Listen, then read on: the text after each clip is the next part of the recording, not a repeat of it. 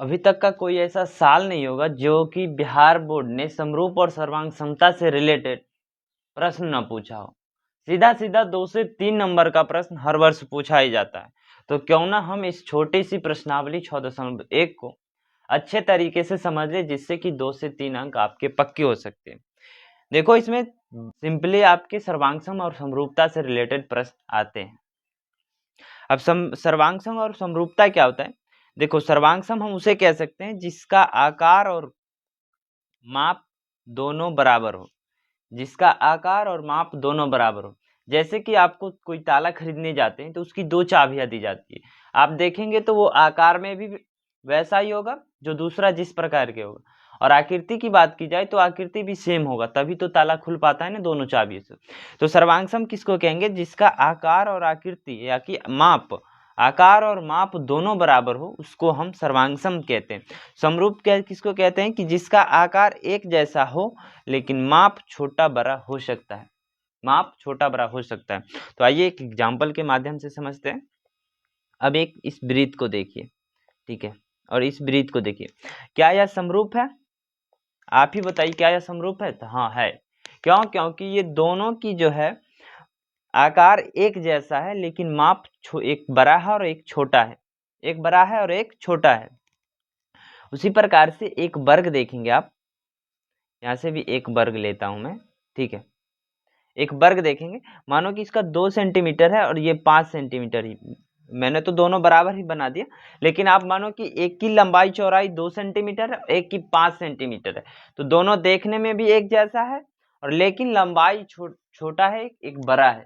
तो इसका मतलब है कि लंबाई छोटा बड़ा है, इसका मतलब हो सकता है कि वह त्रिभुज या वह आकृति समरूप होगा। सर्वांगसम नहीं, सर्वांगसम होने के लिए यदि इसकी भी आकृति क्या, यदि इसकी भी आकृति इसकी भी माप 5 सेंटीमीटर होता, 5 होता, तो वह सर्वांगसम हो सकता था। तो आइए बढ़ते हैं सवाल की ओर। पहला ही सवाल है कि सभी वृत्त होते हैं सर्वांगसम या समरूप? तो सभी वृत्त की बात कर रहा है, छोटा बड़ा सब का, तो इसका मतलब है कि वो समरूप होगा। कैसा होगा? तो यहाँ पे आप लिखेंगे समरूप होगा। कैसा होगा? तो समरूप होगा। अब बात कर रहा है कि सभी वर्ग होते हैं समरूप या सर्वांगसम। सभी वर्ग की बात कर रहा है, छोटा भी हो सकता है, बड़ा भी हो सकता है। तो छोटा बड़ा होगा, तो इसका मतलब है कि वह समरूप होगा। कैसा होगा? वह समरूप होगा। आगे आता है कि सभी डैश त्रिभुज समरूप होते हैं। तो कौन सा त्रिभुज है जो सभी समरूप होते हैं? तो अब आपको ध्यान रखना है कि समबाहु त्रिभुज जो होता है उसका, समबाहु त्रिभुज, सभी समबाहु त्रिभुज समरूप होते हैं। कौन सा त्रिभुज समरूप होते हैं? तो समबाहु त्रिभुज। सभी समबाहु त्रिभुज समरूप होते हैं, क्योंकि आपको पता है कि इसकी जो लेंथ होती है, ये तो नहीं बन पाया, मैं अभी बनाता हूं। देखो, इसकी जो लेंथ होती है वो तीनों की बराबर होती है, तीनों भुजाओं की लंबाई भी बराबर होती है, और तीनों का कोण भी 60 डिग्री होगा, चाहे वो कितना बड़ा से बड़ा, ठीक है, कितना भी बड़ा से बड़ा। मैं आपको, ये तो मानो छोटा है, ठीक है, ये क्या है? छोटा है।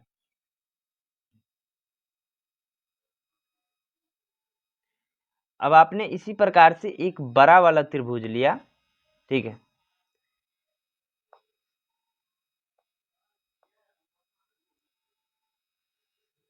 ये आप बड़ा वाला मानो कि त्रिभुज लिया, ठीक है, ये बड़ा वाला त्रिभुज लिया, तो क्या हो सकता है कि ये भी उसी के आकार का है, आकार एक है लेकिन माप अलग अलग है। इसकी क्या हो सकती है कि लंबाई अलग हो सकता है।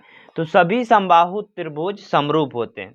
अगला प्रश्न है कि भुजाओं की समान संख्या वाले दो बहुभुज समरूप होते हैं।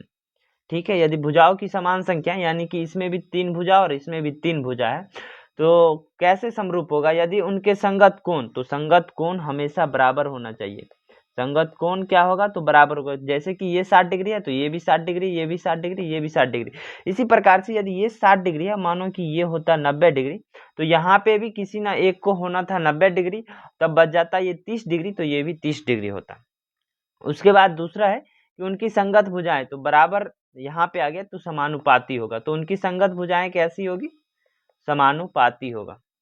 अब बढ़ते हैं दूसरे प्रश्न की ओर। कहता है कि निम्नलिखित युग्मों के दो भिन्न भिन्न उदाहरण दीजिए पहला जो समरूप आकृति हो, ऐसा आकृति है जो समरूप नहीं हो। तो अब आपको अभी क्या क्या पता है कि दो वृत्त ले सकते हैं आप, एक ये वृत्त नहीं बन पाया, एक वृत्त छोटा और एक बड़ा वृत्त लेंगे जो कि दोनों भिन्न आकृति हुआ ना, एक देखने में तो भिन्न है। तो ये छोटा बड़ा वृत्त हो सकता है, एक क्या हो सकता है, वर्ग हो सकता है। एक क्या होगा, तो वर्ग होगा आपका, ठीक है, और एक बड़ा वाला भी वर्ग हो सकता है। तो ये दोनों क्या होंगे, ये दोनों समरूप होंगे। ऐसा आकृतियां जो समरूप नहीं है, एक आप त्रिभुज ले लीजिए और एक आप वर्ग या आयत बोलिए वो ले लीजिए, तो वो भी समरूप नहीं होगा। एक आप वृत्त ले लीजिए और एक आप फिर से त्रिभुज ले लीजिए या कोई भी आकृति।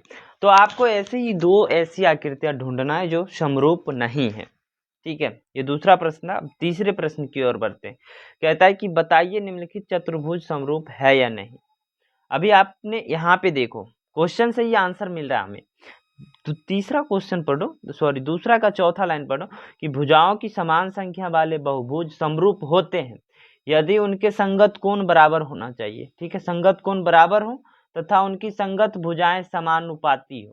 तो वहाँ यहाँ पे इस प्रश्न में देखिए कि ये जो बहुभुज है 1 2 3 4, इसमें भी 1 2 3 4 भुजाएं हैं, तो ये बहुभुज समान है, इनमें भुजाओं की संख्या समान है। तो क्या क्या होना चाहिए इसमें, तो पहले संगत कोण बराबर होना चाहिए।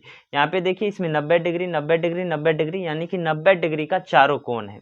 यहाँ पे हमें पता नहीं है कि ये कितने डिग्री का कोण है, तो आप यहाँ से भी अनुमान लगा सकते हैं कि ये समरूप नहीं होगा।